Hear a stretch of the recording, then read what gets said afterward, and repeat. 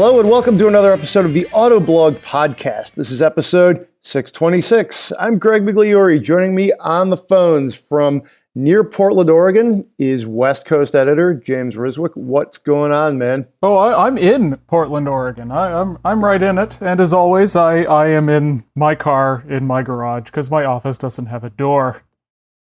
That is a really specific now layout of where James is located. So there we go. And joining me from a little bit closer here in Metro Detroit is news editor Joel Stocksdale. Are you in a car, Joel?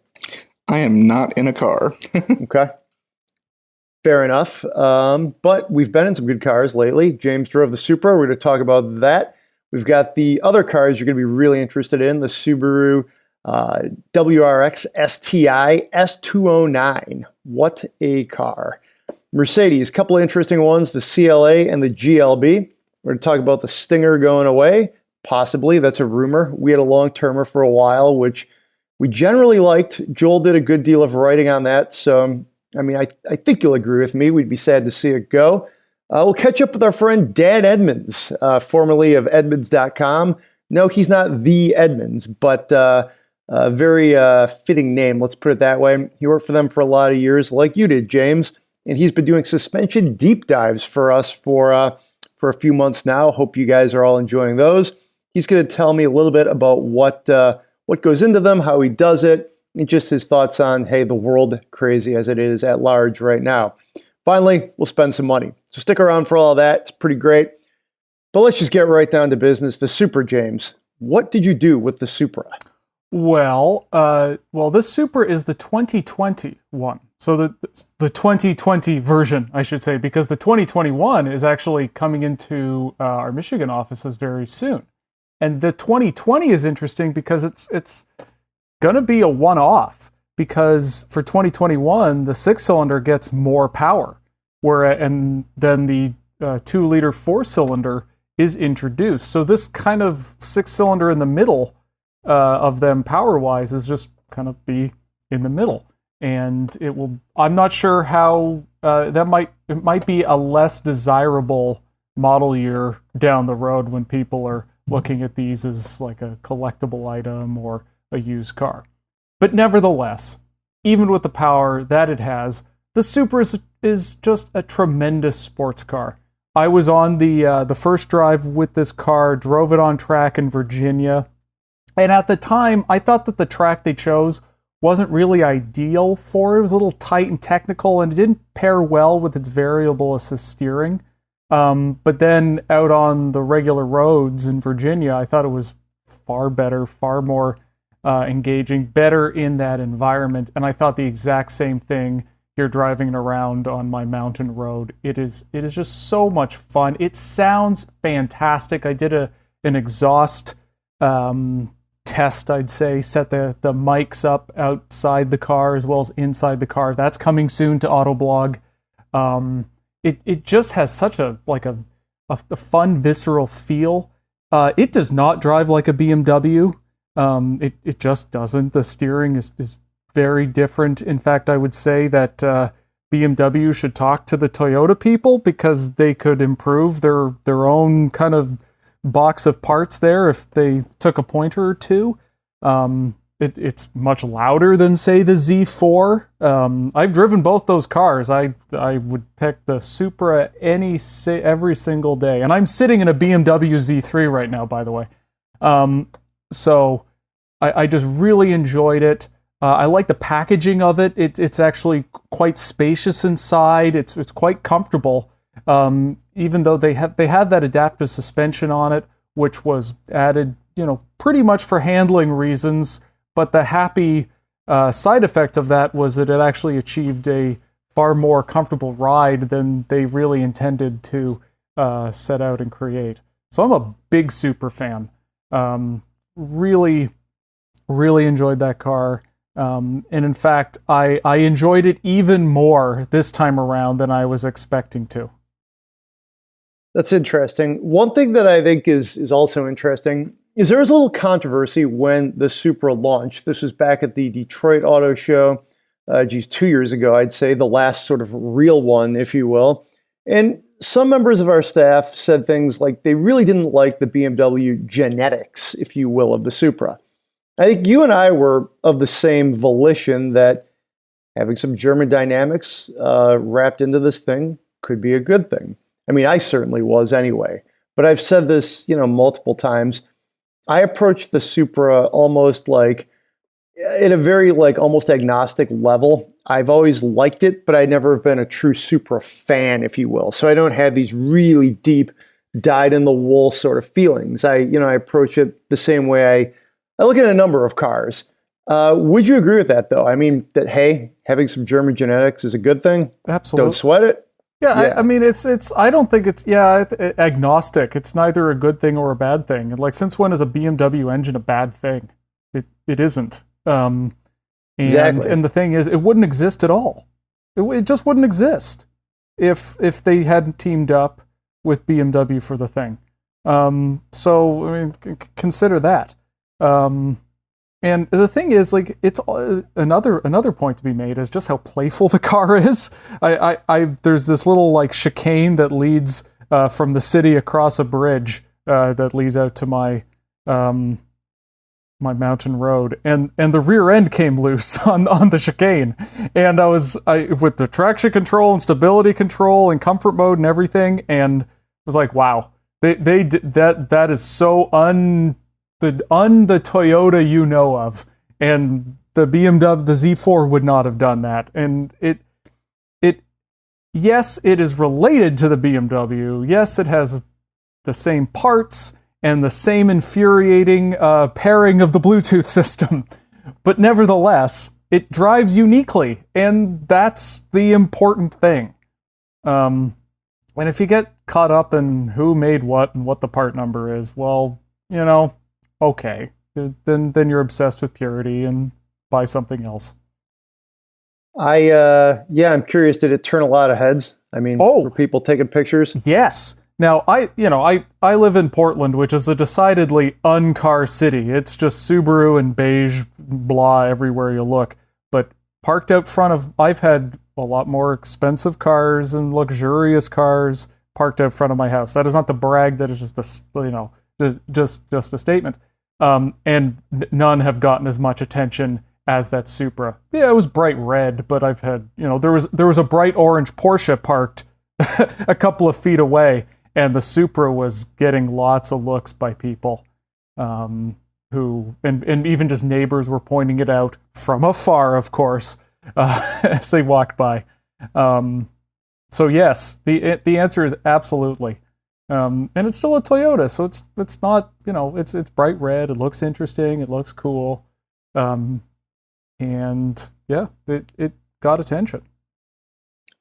I can't wait to drive the Supra. I still actually haven't done it. Road test editor Zach Palmer, I believe, is going to get a Supra coming up this month, coming up here in May. So that'll be exciting. Maybe you two can have a sort of, I don't know, this or that comparo on your thoughts on that. A number of us have actually driven it, though. Seems like everybody but me, but that's okay. And yeah, I mean, I will say this. I'm excited that Toyota was able to sort of find that sweet spot, while the economy was still strong, to partner with BMW to develop this thing. Because one thing I'm a little bit afraid of is we sort of teeter on the verge of a recession, is that cars like this, they're going to go away. This is when the last recession hit, 08, 09, boom, every sort of niche product disappeared. Granted, Toyota did have to team up with BMW to make the Supra a reality, which is fine, as we've, both agreed upon. So yeah, fingers crossed, stuff like this can sort of stay, without getting thrown out. Joel, any Supra thoughts? I know you didn't get to drive this one, but we got to bring you in here. Any thoughts on the Supra? Yeah, I have definitely been kind of one of those people that was not thrilled with the idea of it being full of BMW parts. Don't get me wrong, BMW makes some good stuff, and their engines lately have been spectacular, even if I haven't been as thrilled with all the stuff around it. But, I don't know, it would be nice to see Toyota actually do their own work on a car sometime. I think that's one of the reasons I've almost been more excited about the Yaris Gazoo racing model than the Supra, because that's an all in-house crazy Toyota product. Plus, one of the things that was nice about the Supra was that it had Toyota reliability and Toyota cheap parts. But I have kind of come around to the Supra because it does look excellent. Back when they came out with the FT1 concept years ago, I was like, man, that thing is super cool. They just brought that to production. I'd be totally into it. And they pretty much did. That's pretty much what the Supra ended up being. And it looks really cool. I dig it way more than the regular Z4. I like the interior on the Supra more too. I think it looks more sporty and aggressive and futuristic, whereas the BMW interior is a BMW interior, which is fine, but it's not something that like gets you excited necessarily. I am glad to hear from James that the Supra does genuinely drive different, and I'm really glad that the steering feels different, because that has been kind of my chief complaint about most modern BMWs, is that the steering is terrible. Okay. Well, yeah, I mean, the FT1, if I recall, really got a lot of ink. I'll use that cliche back in 2014 at the Detroit Auto Show, and we all thought, hey, is this design going to really happen? Then it did, which is great. But, to your point there, Joel, it sounds like, some of the BMW genetics not everybody likes. Let's put it that way. So you were in the S209. I would assume you did like that car. Kind of a hard fade there, but what did you do with it? Yeah, I just drove it around. I cruised up and down Woodward. I was hustling it up and down curvy highway ramps near my house. And like I was of two minds when it showed up, because on the one hand, I was like, this is really exciting. This is a super rare, uber, super mega Subaru. It's got all the gizmos and gadgets. It's got the center diff adjuster. It's got the intercooler sprayer. It's got extra body stiffening. It's got a giant adjustable wing. But at the same time, like in the past when I've driven WRXs and things, I've never been super into them, in part because I haven't always been into the old school turbo engine feel, where it takes, like, you've got to really rev it up for the turbo to actually spool up, and it takes a minute, and it just feels a little bit lazy otherwise. I like more responsive cars, but there's something about the S209 that just everything came together about it. The extra power makes it even more exciting when the boost comes on.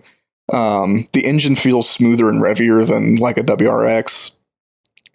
And I think what really got me with that car is it's extremely involving. The steering is heavy, and there's loads and loads of communication. Like, it's been a long time since I've driven a new car that tells you as much about the road as the S209. Apparently, it still has hydraulic power steering. And it's super, super stiff. The body is really communicative. The suspension is stiff. It doesn't lean at all. It's got really fat, sticky tires that just grip to infinity. It's exciting, and it's visceral. Like, and even like the gear shift, it's a little bit stiff and not super smooth, but that also kind of gets you involved. It's because it feels like you're using a little bit of muscle with the steering and with the shifting, and it's a fun and involving car. And whenever the boost came on, I mean, I was like audibly giggling.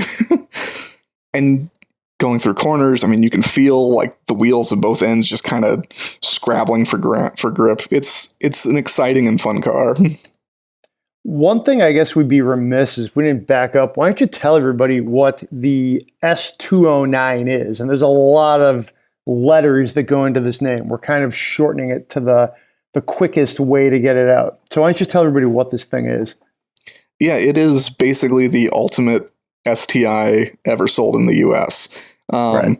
There have been lots of S-series models that have been sold in Japan in the past that are sort of extra tuned up versions by STI, Subaru Technica International. And this is the first time that one has been available in the United States. And it is I believe it is imported as an STI, not as a Subaru, because like Subaru sends them all the bits and bobs and frames. STI does the assembly work, and then it's shipped off to the US. So it's STI that ends up building the car. It's interesting. I was doing a little bit of fact checking, a little bit of SEO work, a little bit of just Googling, if you will. And I was like, what is the actual name of this car? Because different people have called it a WRX STI S209. It's generally just the Subaru STI S209 as I trip over it. And, that's a really interesting sort of distinction to make there, Joel. It reminds me a little bit of almost like what Alpina does, where they're very upfront. They're like, we don't tune the car. This is like our car. So it's kind of interesting the way that like this specific model gets that kind of, distinction. So, I mean, I kind of like it. If you're a hardcore enthusiast, and you love, the STI, this is for you. And it's just 209 of them will be available? In the US, yes. In the US. Cool. And if you want to hear the exhaust note, you should definitely check out Autoblog because you did an exhaust note. And I think it sounds pretty good. That clip's up there right now. It just went up, 45 minutes ago. So, what else do you have planned for it? Do you still have this thing or did it go back already? No, it's already left. Okay. I was sad to see it go because it was a lot of fun. And some of the things that were kind of surprising about it, both positive and negative, was actually the exhaust note. Because on the one hand, it does have, it's got that growly Subaru Boxer kind of burble noise.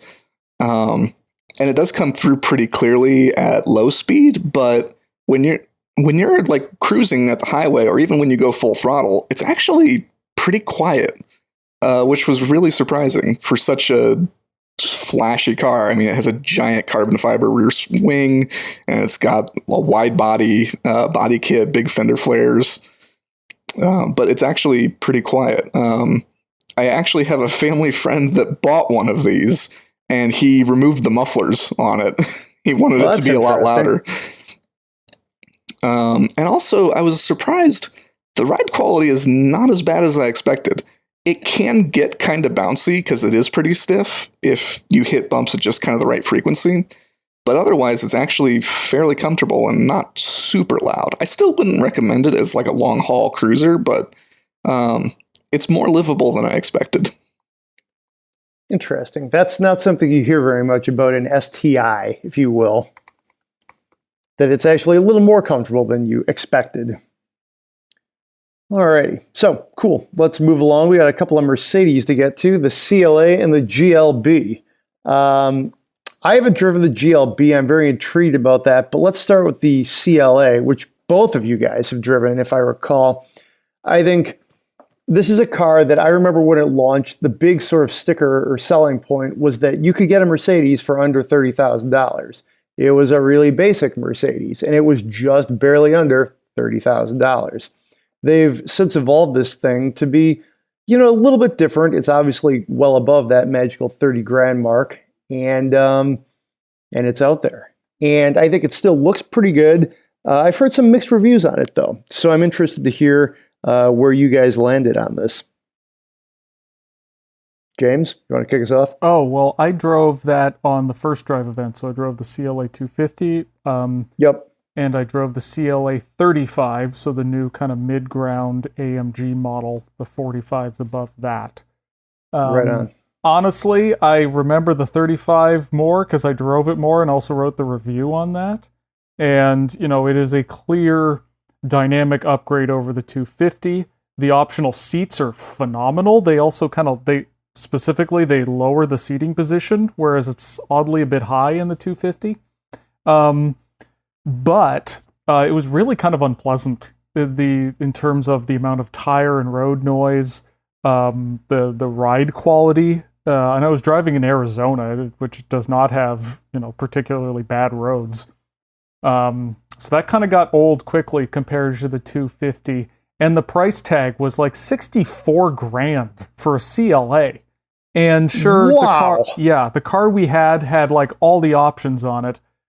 It starts at 47 though, and even with just a very modest, which is around where the CLA or sorry, the C45 starts. And at that point, I mean, the CLA has the newer MBUX tech interface. So I guess in a way it's more advanced, but it's still a C-Class.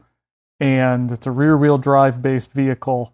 And as good as the CLA is to drive, the C-Class, I'd argue, is still better. And for the money, I don't know how it really makes that much sense. It does look cool. I will give it that. Maybe it looks a little better than the C, but it's still a C-Class. And to drive it, again, from a price perspective, it's the big Spockian eyebrow raised on that one. That's a great way to put it, a Spockian eyebrow. And that 64 grand that's a breathtaking price. When you think of the things you could get for that kind of money, when you decide to go down the road to get a CLA, I'm curious who would pay 64 grand for a CLA and what their reasons would be when there's, some nicer things out there. It is an interesting car, I'll say that. And again, I like how it looks. But Joel, I'd like to hear what you think. Yeah, so I just had a regular old CLA 250. It did have a few options splashed about. It had the upgraded infotainment system and ambient lighting, all those sorts of little interior flashy bits. And overall, I was really impressed with it. Really, really comfortable. It had the adaptive suspension, so it could be firmer for sports mode and softer for comfort mode.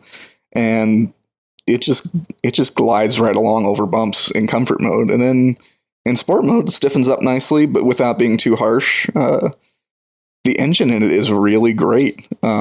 Even just the base one, it pulls hard. It's really responsive. And the dual clutch transmission is quick and smooth too. It's a really pleasant car to drive. Granted, things change when you move up to the higher end AMGs, the CLA 35 and CLA 45. But just the base one, I was really pleased with. And like James said, it's a really nice looking car. It, especially when compared with the old CLA, which had kind of funny looking proportions. It kind of looked like they took a CLS, and not only did they shrink it down, but they also like squished it from front to back. Whereas this just looks like a shrunken down CLS, and it looks really nice. Got some practicality complaints. That roofline, as good as it looks, and I'm not even sure that I mean, I would be okay with the compromise, but it makes it a lot harder to get in and out of the car. You do have to duck a little bit getting in, and headroom is pretty limited. And then the back seat is pretty much useless for adults. The legroom is small, and the headroom is even worse. I sat in the back of mine, and I had to lean forward significantly. Like, my head was close to the back of the front seat because I could not sit upright with my back in the back of the seat. It was not possible. Wow. What, if you recall, how much did yours cost? I'm afraid I forget. I'm pretty sure it was like high 40s or low $50,000. Okay.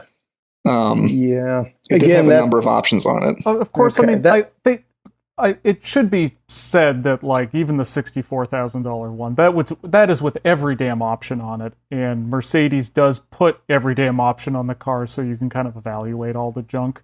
The cars you'd see on a dealer lot would very rarely have that much stuff on them. Just to be fair, I thought I should at least point that out. I would be curious what the average transaction price on a Mercedes CLA is. I think, what do people actually pay for this car? Because I think that, it looks like the MSRP is about 36.5, 36.6. You get a few options. Maybe you get just a little over $40,000. Suddenly you've got a car that maybe is like, I hate to use the cliche, a commuter car, but, it's certainly not something you're going to throw the kids and the dog in. But, maybe for one person to go to the office in, or, somebody who doesn't have kids or a dog. I mean, that the car just the footprint becomes a little bit more livable, in which case then, hey, yeah, load it up.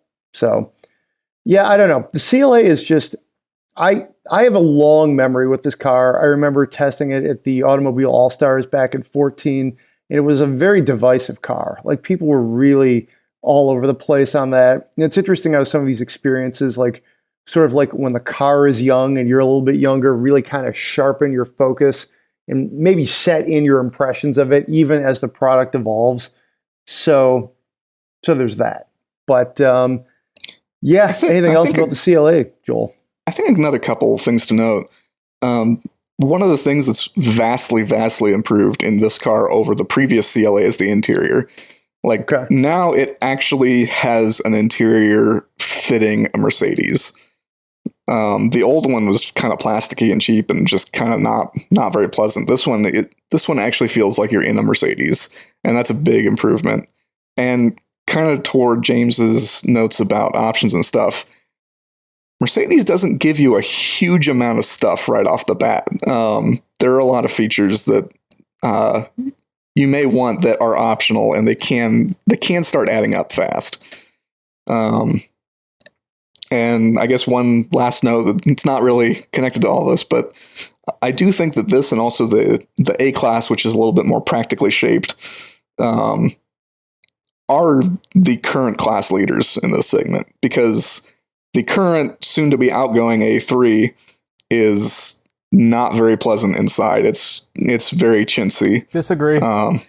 Really? The A3? No, I don't like the A3 interior. No, I like it all. I mean, yes, it doesn't have a lot of bling in it, and it's tastefully minimalist. I'm a big fan of the A3 interior, and I think the quality of it is actually quite strong. It doesn't have a lot of like metal and wood or anything like that, but all the switch gears of a high quality, and the plastics and the thing, I've always thought very highly of that. I've actually preferred the current Golf interior to the A3. Hey, we got a podcast now. I think if you put those two next to each other, not a chance. Not a chance. I don't know. When we had an RS3, I was like, man, this interior is not worthy. Granted, the engine in that thing made up for it, but I don't know. I will say the upcoming A3, I'm very excited about that. The interior in that looks super cool. Disagree. I think it's very ugly and very like brutal, like brutalist. It's just very like, it looks just like it's been hacked, and it's not like the kind of classy, subdued, clean look of the current one. They just like went all like Blade Runner on the thing. I love that. It looks very 80s. Like, I'm not like I like the modern, simple look. I like the crisp lines on it. I don't think it's simple at all. It's the opposite of simple. It's very busy. I mean, it's mostly just like straight lines and cuts and creases. I don't know. I really dig it. I think it looks futuristic and modern, kind of cyberpunk. I really dig the new A3 interior. Wow, so you just call it A3 Cyberpunk? That's the interior. That's quite the... Okay. The outside, maybe not as much, but... That's quite the description. All right. Pretty wild. So, James, would you say the GLB is cyberpunk? Not at all. Well, the thing is, the GLB and the CLA are on the same platform, and there are definitely some similarities between the two. The interior design, quite obviously, it's not identical, but boy, it sure is close. They have the same the dual screen tech interface, all digital instrument panel, the same 3 rotary air vents that look really cool, same high quality switch gear. In terms of the powertrain, that's the same. To that point, I would say that the transmission, I agree with Joel, is very well sorted, especially compared to the last CLA, that front drive Mercedes platform. That transmission was not very good. Was herky and jerky at low speeds. This one is not, kind of behaves normally. The throttle response is still a bit mushy compared to what you get in a GLC, which I just recently had. And in general, I would say that the GLC really is superior to drive than a GLB. It does feel a little more refined and fluid in its controls. It feels more Mercedes-like than the GLB. So you, in my opinion, there is a reason for the price premium in the GLC. That said, the GLB, in terms of its practicality, is astonishing. It's a little box, and little boxes tend to be pretty darn space efficient. The back seat, it slides, it reclines, and just it really provides an impressive amount of space. I'm tall, I set the front seat pretty far back, and yet there was still enough room for me to sit behind myself in a subcompact SUV, which is really impressive. There's a lot more space. Say if you have to put a rear-facing child seat in there, that will be good for parents. And cargo space, again, that rear seat slides. You don't need it to. I do these luggage tests, try and fit all the luggage I can in them. It was astonishing. I'm trying to look at the old photos here, but I'm pretty sure I fit almost as much, possibly the same amount, in the GLB as I did in a Subaru Outback, which is a giant vehicle. If I just moved the seat up maybe an inch, just slide it forward an inch, I could fit all 5 luggage pieces plus a rolling Coleman cooler and 2 other duffel bags inside the thing, which is absurd for such a small vehicle. So really impressive. It also, the floor is you can, there's a standard height and then it drops down one. So in terms of its versatility, really impressive. So there's a lot of these small luxury SUVs, they really trade hard on their badges.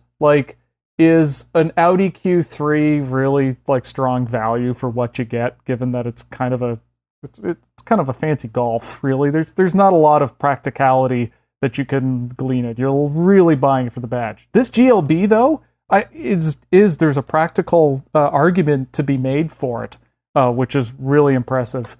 And in terms of its value, you can get one for around $41,000 to $43,000, and it would be pretty well equipped. I'm not sure what the one I had is, but it wasn't to the nines. I did look at dealers to see what the price range of them was. 41, 47, 47s were the ones with a lot of the toys on them. But really strong. I like the driver assistance package on it. You kind of have to choose which things to turn off and on, because some of them get a little nanny. But otherwise, and all that tech is from higher priced Mercedes as well. So really impressed by it here the second time around. I think I like driving it a little less than I did on the first drive, but in terms of its overall package, I'm even more impressed by it. Interesting. When I look at the value, it starts at 36.6, which, seems okay. I think it looks really good. I have not driven this, but I am very excited to drive it. I just think this could be a really interesting segment for Mercedes to kind of dive deep into, and maybe, capitalize on the fact that, there's a lot of people that would look at this as the gateway to the Mercedes brand. It seems like it could, be versatile. It could fit the needs of a lot of different people. And, again, the interior looks like a winner, just kind of checking out the pictures, and, seems like there's some real potential here for this thing. Let's put it that way. At first, when they decided to roll out the GLB name, it's oh geez, what is this thing? But then when you kind of read up on it and kind of just, get into it a little bit, it does make a lot of sense, I think. So some more to come there, I guess. Any GLB further thoughts there, James? Not really. I would say, though, that it's not the sportiest thing. So although I haven't driven the AMG version, that's probably a bit pointless. I think this really does, its practicality, that's great. Considering that you get almost as much. Like it's approaching, like seriously, it's approaching like CRV RAV4 levels, really. So its ability to do that with a demonstrably higher quality interior, more refinement, that really is a compelling package as far as I'm concerned. Interesting. Alrighty. Well, let's move along to the news segment here.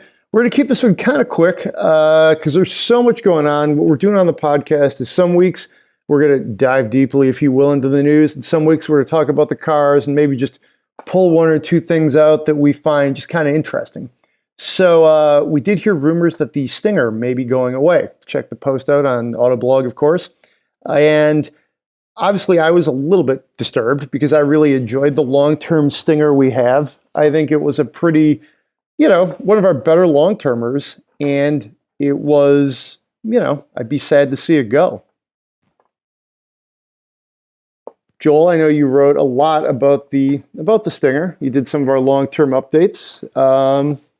Kind of, what's your take on this? It's an orange car. Hey, you've got a guest star on the Autoblog Podcast. This is my son Andrew has joined us. Did he just say orange car? Yeah, he's looking at the Stinger. Yeah, because that's the picture on our story. Yeah. He's the orange Stinger GTS. Yeah. So that's the Stinger, and Andy obviously doesn't want it to go away. No. But he's outside now, along with the dog. So let's Flintstone go on and style. continue, I guess. Sorry about the interruption. This is this is actually the second straight week that Andy's been on the podcast, and that's okay. Anyways, the Stinger, long-term or orange car. It's orange if they keep making it. What I assume, Joel, you would be sad to see it go because I sort of associated that long-termer kind of with you. You wrote a lot about it. You drove it a lot. I had fun with it, but it seemed like I kept I definitely wasn't avoiding it, but I didn't spend a ton of time in that car. So I'm curious what you think, what your take on this is. Yeah, I really enjoy the Stinger. I think it looks fantastic. I think it drives great. And it's good value for money. You get a lot of car for a low price. And yeah, I would absolutely be sad to see it go. At the same time, I wouldn't be that surprised if it goes away, just because it's kind of a weird car for Kia. It's got the Kia looks and everything, but it's sort of a halo car that I feel like doesn't, I don't know, I feel like not a whole lot of the rest of the Kia lineup really connects with it. Like the next sportiest car in their lineup is the Forte GT, which I haven't driven yet. I'm sure it's probably plenty enjoyable. It should be a lot like the Elantra GT N-Line. It's got the same engine and transmission, but it's not going to come close to a big rear drive turbocharged sports sedan.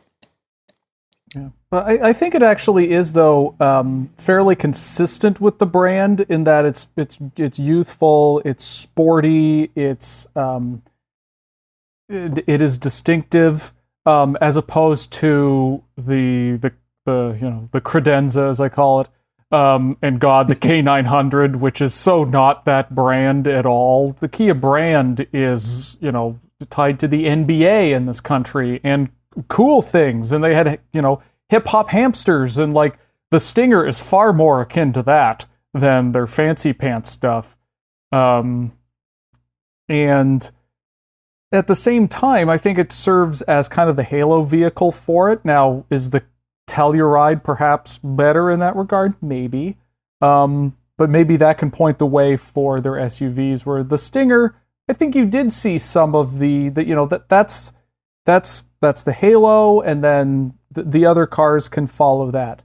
And I think at the time, I went on the first drive for these cars, and if Kia did not have high sales hopes for this, they knew what they were doing, because if they thought that a $50,000 high-performance rear-wheel drive sports sedan from Kia was going to be the next big thing, I think we would have asked them, what are you smoking and do you need help? So the fact that its slow sales might lead to its downfall, I'm not really buying that because I think it was never going to sell that well.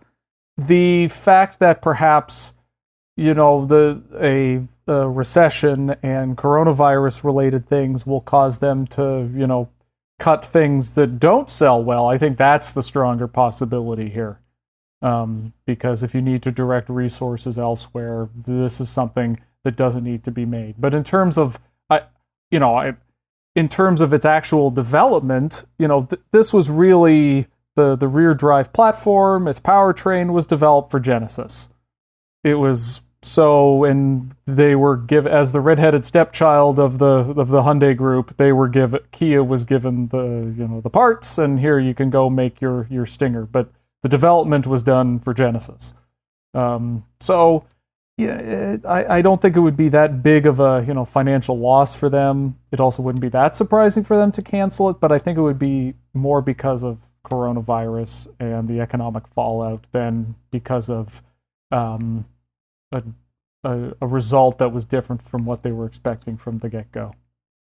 I'd agree with that. And I think, we talked off the top here about the Supra, and maybe, we were glad that a car like this was able to sort of get in before, this economic situation we now find ourselves in.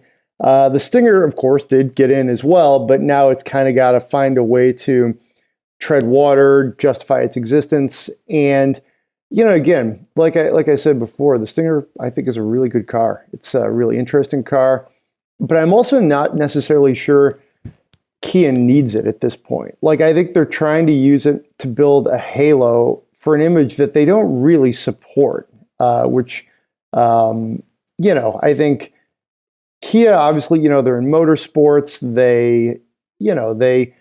They have some very interesting tunings and setups and powertrains, but do you need a rear-wheel drive, sports sedan? I mean, I just wrote a story on the demise of the Impala and the Marauder, kind of looking back at them.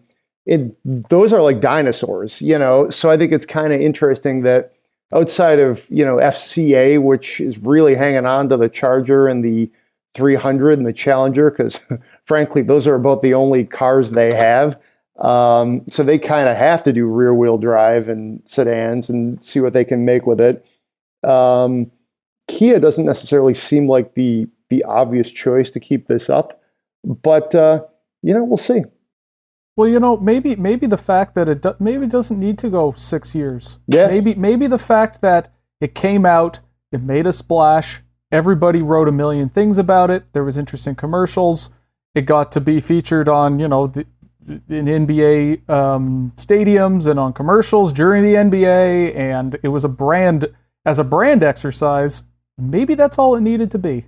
And if that's what it was, then, mission successful. If people did start thinking of Kia as something other than economy cars, great. And that's something that I'm sure that we'll see even stronger with the Telluride, which definitely did a better job of elevating the brand, largely because SUVs are now, how you do that than rear drive sports sedans. 10 years ago, maybe we're talking maybe it would have been a lot more successful, kind of like a Infiniti G35 was back in the day for Infiniti. But, if it's just successful at elevating Kia in some people's minds, maybe that's all it needed to be. Yeah, and just some kind of scattered Stinger thoughts from listening to you guys. I wouldn't give up total hope about the Stinger going away, because as James mentioned, Kia has supported vehicles that do not sell well. I mean, the K900 especially, and that doesn't have the same. I don't think that has the same halo effect as the Stinger does. No, I forgot about the K900 until you brought that up. I would say, yeah, go ahead, Joel. And Hyundai Kia, I think in general, is not afraid to spend money on things that may not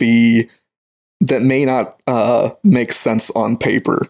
I mean, just look at their continuing mid-engined sports car development. I don't know how that's going to pay off for them at all, but they are clearly set on doing that. I mean, Hyundai Kia is willing to put money into things that don't necessarily make sense. because they clearly think it has some merit for them. Also, with the Stinger in general, I think the fact that it's a relatively large sedan that's kind of their super sporty car is also kind of an odd. It's kind of an odd thing. I mean, the Charger does it, but also the Charger kind of has like a built-in market for it already.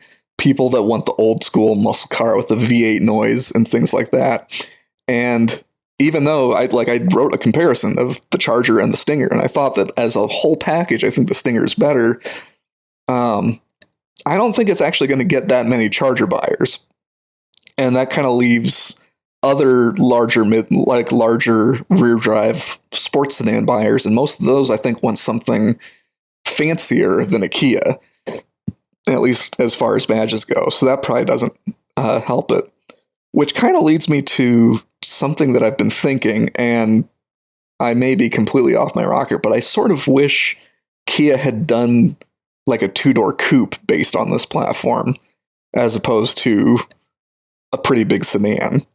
And maybe even like just use the turbo 4-cylinder in it, price it a little bit lower, and have sort of like a premium Mustang competitor. I don't know. I may be off my rocker. What do you guys think? I actually think from a halo perspective, I kind of see where you're going there. Because a rear-wheel drive sedan is really just such a niche product that's come and gone over the course of the last like really 30 years, after like mainstream rear-wheel drive cars sort of went out of, again, the mainstream, segment. I could have seen a coupe. I could see how that could work. Let me put it that way. It'd be, it might have perhaps been targeted a little bit more towards maybe some of Kia's traditional buyers who are like already in the fold and think, hey, this looks cool. Let's give this a shot. Whereas once you put 4 doors onto it, I think you sort of change it a little bit, obviously. But I think you also change the mission, the ethos, in what you're trying to do. So that's maybe your product planning, your secret product planning for Kia there, Joel? Boy, wouldn't we all like to be product planners for automakers? We'd have such more exciting lineups. They'd probably be hardly profitable at all, but they sure would be exciting while they bankrupted the company in the course of a year. All right. So as you may hear in the background, that's Blue the dog. She's my other co-host today for the podcast, and she also is sad to see the Stinger potentially go away. We should note, obviously none of this is confirmed. This is kind of a rumor mill post, but I think it's pretty good for discussion. Okay, so let's bring in Dan Edmunds, longtime writer for Edmonds.com. A lot of experience in off-roading and in EVs, all sorts of things. He's been doing some really interesting suspension deep dives for us. So this is my conversation with him recently. Let's listen in. So joining us now on the show is Dan Edmunds. You probably know his work over the years from Edmonds.com, longtime editor there. He's been contributing to Autoblog.com for a few months now. Really excited to have some of his articles, his insight on Autoblog. You've probably noticed most chiefly, though, the suspension deep dives. Dan's done them on a number of different vehicles, which are pretty cool. It's a good look, basically at how these things are set up. They're done from a technical perspective, but I think they're also literate enough that anybody can really understand them, especially if you're really into cars. Things like the I-Pace is pretty cool. The Subaru Outback, I thought that was a neat one. And of course, everybody loves the Supra and the Wrangler, really play the hits there. So Dan, thanks for being on the show. How you doing? I'm doing great. Yeah. A little stir crazy, but I'm fine. All right. Well, obviously you're still getting into some cars, which is a great thing.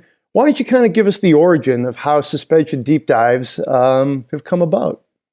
Yeah, well, to go back a little bit, before I got into journalism, I was an automotive engineer, and I worked for Toyota for 10 years and Hyundai Kia Technical Center for almost 6, and I did suspension development for a living there.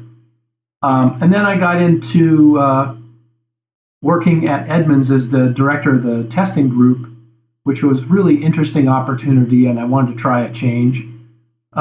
And somewhere along the line, we had this long-term test blog, and there was maybe 16 or 18 cars in the fleet, and all the editors drove them nightly and rotated through them every couple of days. And the deal was, though, you needed to produce a blog post every 2 to 4 days on the car you drove. And they could be really short vignettes like, hey, look, my mountain bike fits in the back of this Outback, right?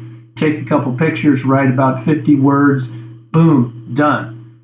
But, of course, me being me, and you probably noticed that I tend to write long, but I kind of was in a situation where I had this car. It was a Honda Fit, and everything had been talked about on this car. There was nothing really new to speak about. So I decided it needed a tire rotation, and so I jacked up one side of it to do that. And then I thought, I'll take some pictures of the suspension and put those up. So I just took 2 pictures of the front and 2 pictures of the rear and wrote a little bit about what people were looking at. And that car has a magic seat, and the gas tank's low. So there's a couple of things, I could point out in these 4 pictures. And I don't know, everybody just loved it. Our normal blog commentary would have this kind of snarky back and forth, and, people were arguing with themselves and usually getting on the editor's case for misspelling something or, that kind of thing. But when these went up, the comments were all positive, and there's a lot of questions. And also, there was a lot more of them. And so I thought, maybe I have something here. So I did another one, and that time I had like 8 pictures, and people were really into it, but they said, I don't know what you're talking about. So then you probably noticed these things are littered with colored arrows. And so I started to put these arrows on there to point out what pieces I was talking about. And that's when it really lit fire. And probably this was all for Inside Line. If you remember, Edmonds had that really cool magazine format for a while, but they shuttered it because it didn't bring in ad revenue or something.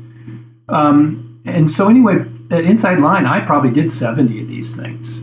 But that was 8 years ago or 7 years ago before to the last one. And in that intervening time, there was always comments to the Edmonds, customer service line. Hey, what's up with these things? I'd get questions through my social media. When are you going to start doing that again? So, of course, as soon as I was no longer working at Edmonds, I thought, well, I've got to freelance. I know this one thing I can do, and I have a 4Runner out in my driveway. So that's when I took pictures of that, wrote up a suspension walk around, which is the name we use there, but we decided to call them deep dives, which fits in. I like it better. And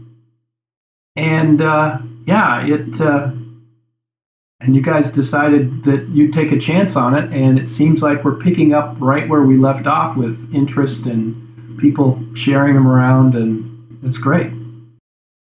Yeah, I mean, I think they're doing really well on site. It's, not to plume your feathers, if you will, but they're great, good pieces of content, from just being thorough and interesting. Our commenters have been, very engaging and very, intrigued by them, and they've done well on social media. So obviously that's when you get sort of hit that hat trick, you want to keep doing content that. I'm curious, how long does it take to do one? Like you did the, you did the Jaguar I-Pace. How long does that take? What's a typical day or event like when you do a suspension deep dive? Well, normally, I will get the car, and the biggest problem is really just getting the cars that are interesting. But right now, that's not too much of a problem. And what I've discovered back in the Inside Line days is that every car is interesting in its own way. Sometimes by being uninteresting, they're interesting, if that makes sense. But And because you can always learn something, everybody's making different decisions. What you learn is everybody's trying to develop a good car, but nobody can agree on how to do that. And you see that a lot underneath. So, but to answer your question, I have a floor jack and a jack stand and some tools that I use, and I basically just do what it looks like I do. I jack it up, I pull off the front wheel first, I stick my head in there and look around for a while and start snapping pictures. And then, I put the front wheel on, go to the back and do the same thing there. And taking the pictures probably only takes me 2 hours, maybe. But then that's not really the end of it. Because then I bring the pictures and I start looking at them on the big screen here. And I start deciding, obviously when I'm taking the pictures, I have to plan out what I'm going to say and make sure I frame the shot so that the components I want to talk about are prominent in certain shots. And so I have to kind of go through what I've shot and pick the best ones for that. But then there's a little bit of research that goes on. Sometimes I'll call up an automaker and talk to somebody about what I'm seeing to see if I'm understanding it right. Sometimes they'll answer my questions and sometimes they won't. And a lot of it I just kind of know from my own experience doing it professionally myself. Although I was a suspension tuner, I was the one who would choose the spring rate, the stabilizer bar diameter, the bushing hardness, and the valving inside the shock absorber. I didn't actually design the hard points or the layout of the suspension. So there's still a little bit I may have to ask somebody. And so that takes time. But funny you should mention the I-Pace, because the I-Pace, I took all these pictures, and as you remember, there's one aspect of that car that's a little bit weird. Well, there's three, but one of them was that the brakes and the steering were on the same side and trying to occupy the same space. I didn't notice that when I was taking the pictures. I only noticed that in the edit. I'm like, oh my God. And luckily I'd taken enough pictures that showed it that I was able to use that, but I almost missed it just because, and that's the thing is when I'm under there, I can't say I catch everything, but certainly that's why there's a lot of post-production, playing around with, which pictures to use and that sort of thing. And then trying to figure out what I want to say exactly. So yeah, that takes a bit more time. Yeah, no, that's really interesting. And I think, the I-Pace is, I think, a good example of just, a car that's out there and it's really interesting. It's a style play. It's an electric play. Did you notice anything, else about the suspension that maybe was unique to how they try to set it up for what Jaguar is trying to accomplish, for that vehicle's sort of mission, if you will? I think, a lot of what I saw in the suspension is the way it is because they're trying to get a big battery in there. And I think that's a big concern, or not a concern, but it's a big, that's why that particular type of rear suspension was used, because it doesn't have any links that stick forward that would intrude into places where they want to have battery cells. And so, a lot of what you see in suspension is packaging, trying to make it so that the rear seat has comfort and that the trunk has trunk volume. And, we used to see, I know there was a thing going around on the internet about the Honda Cross Tour. Remember that? Mm-hmm. And that had like a coil over rear strut. And the spring was so big that it intruded into the cargo space. And so that was a situation where the choice of suspension really kind of screwed up the cargo area. And so a lot of times when you're looking at a suspension, you're seeing not just what's best for ride and handling, but also for packaging. Now, maybe, I know you've been doing these, off and on for years. What's just the biggest surprise you've had when you ever got underneath a car and, just, looked under there? What, I mean, biggest surprise or weirdest thing, tell me a tale, if you will. Well, the weirdest one is one that never made it to a suspension walk around, because I don't know if it was something I hadn't invented yet, or I think it might have been that, but it was the Kia Rondo. If you remember the Kia Rondo. I do. I actually, when I was at Auto Week, I actually probably messed up the suspension of a Kia Rondo. I ran over a curb. Was it the rear suspension? I think it would have been the rear, yeah. Wow. Well, you escaped with your life. No, I'm kidding. The weird thing about this, and I actually noticed this when I worked for Hyundai Kia, is if you put it up on the lift, the rear suspension looks like it bolts to the gas tank. In other words, the rear subframe is welded to the gas tank, and when you look at it from the back, it looks like the rear lower control arms and the stabilizer bar bracket bolt to the gas tank. And then if you look for the rear suspension subframe mounting, two of them are in the back where the control arms are, and the other two are at the front of the gas tank 2 feet further ahead. So the whole gas tank and subframe is one structure. Now, I couldn't tell if that was brilliant or really not brilliant, because it's reinforced, but oh man, it seems like, that there's not enough incentive for me to bring a Rondo in to do it just for that, but it's pretty weird. That is a very interesting thing to hear over a decade after I drove that Rondo. But it probably isn't as unsafe as it seems, but still. It's not really a comment you ever want to hear about any car. It's not really as unsafe as it seems, but it's probably fine. It's okay, Yeah. Yeah, so that's the weirdest thing I think I've seen outright, but it never made it into a suspension deep dive or walk around, whatever I called them at the time. Well, tell us a little bit about the Wrangler deep dive too. Everybody on, who reads Autoblog generally loves the Wrangler. So how do we kind of wrap up with that? What did you find when you looked under the iconic Wrangler, if you will? Well, it's interesting. I have a JK Wrangler, and of course this was the JL, the new JL. And I love the Wrangler. I love what it can do. Out here in the Mountain West, we have a lot of places to really put it through its paces.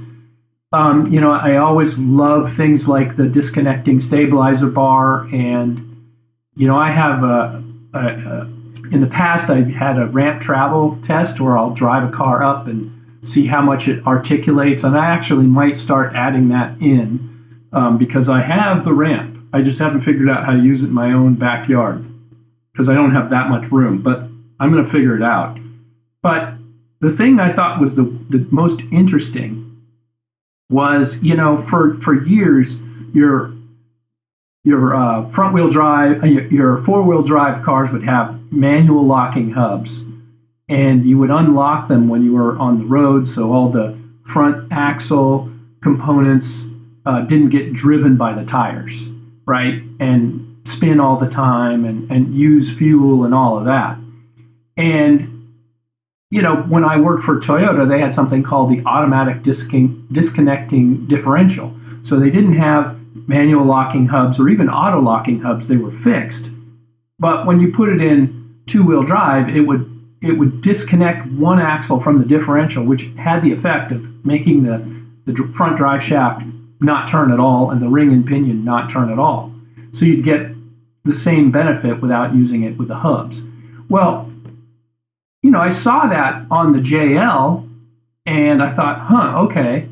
And then I realized, because I changed the axles in my JK myself, that I don't remember seeing that on the JK. And so it turns out, and I should have known this, and I feel real embarrassed that I didn't know it, is the JK doesn't have any kind of axle disconnect in two-wheel drive mode. So the everything's spinning up there.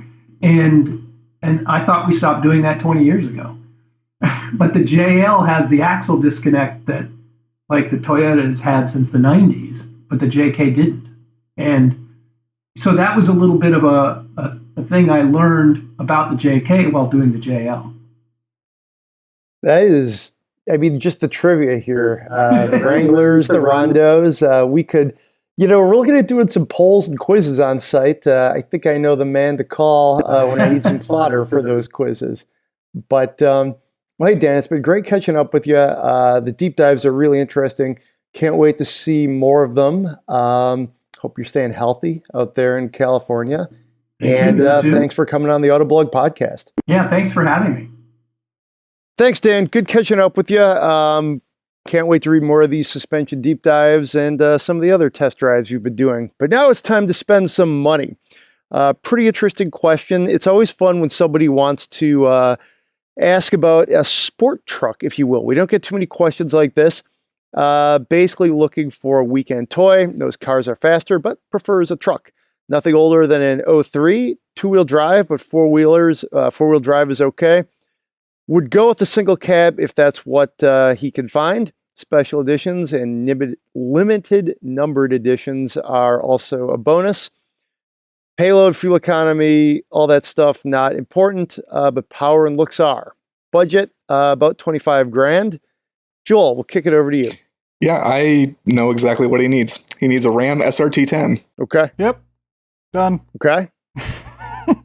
That's what you're... I mean, it's... Both of you guys have that, okay? It's in the exact price bracket that he's looking at. It's the right years. It came out as a regular cab. If he really wanted to, there was even a quad cab version. You can get it either automatic or 6-speed manual, whichever you prefer. It looks really cool. It's 500 horsepower V10. Yeah, I mean that's the truck. He should just go buy a Ram SRT10. Yep. I can throw in a couple other suggestions, but they wouldn't be as fun. Please do. I'm just curious what else you're thinking. Another thing that came to mind was the Tacoma X-Runner. That actually, it looks pretty cool. Everything I've read about it says that it actually handles pretty well. Came with 6-speed manual and a limited slip differential. Problem is that it also just had the stock Tacoma V6, which it's all right. It's like in that 250 horsepower ballpark, but it's not gonna move like an SRT10 would. But not a bad choice, I guess. If you were looking for better fuel economy, maybe. I mean, you'd like have double-digit fuel economy as opposed to single-digit with the Ram. Okay, well, here he does say 25 grand. You can get a Raptor for 25 grand. It has more miles on it than the Ram SRT10 does, and has fewer V10 engines in it. But nevertheless, you can't get a Raptor for that, like for around $100,000.